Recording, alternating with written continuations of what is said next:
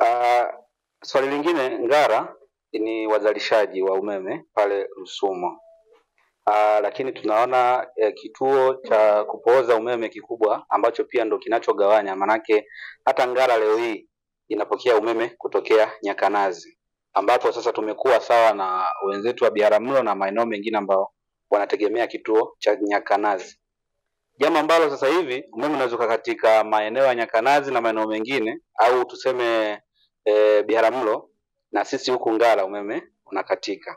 Sasa endapo utapata ridhaa hiyo kwenye upande wa umeme kukatika mara kwa mara, utafanya nini ili sisi sasa au wanangara ambao ndo wazalishaji wa umeme huo utawafanyia nini ili sasa waweze kupata umeme wa uhakika na kama wazalishaji? Okay, nashukuru sana kwa swali zuri. Kiukweli, moja ya watu ambao tumekuwa mstari wa mbele nadhani kupigia kelele swala la ukatika wa umeme ni mimi. Nimekuwa nikipigia kelele swala hilo, nikiona si jambo zuri. Na hili pia nadhani kwa wananchi wenzangu wanaweza kana najua kwamba si viongozi ambao tulitajia wapige kelele kwa niaba yetu hawajafanya ipasavyo. Jambo ambalo limepelekea sisi ilikuwa ni adha. Sasa hivi hali ya umeme kidogo bado ni changamoto. Pamoja na kwamba tuna uzalishaji mkubwa wa umeme katika eneo la Rusumo pale ambao tayari unaingizwa kwenye grid ya taifa.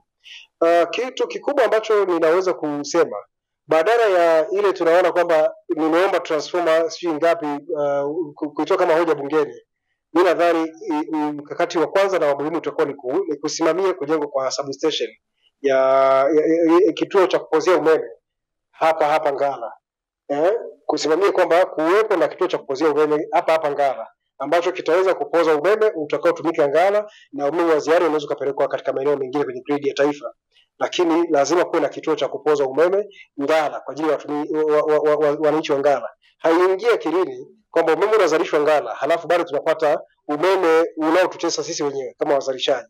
Kwa hiyo kitu ni kwamba moja ya vitu ambavyo itakuwa ni ajenda ya kwanza na ya msingi ya kusimamia ni swala la kujengwa kwa kituo cha kupozea umeme ama substation hapa Ngara, ambayo itasaidia kuweza kuimarisha hali ya umeme, na sidhani kama hilo litachukua muda mrefu, jambo ambalo nadhani linahitaji msukumo kidogo na serikali kuweza kuweka nguvu ya kuweza kujenga kituo hicho cha kupozea umeme.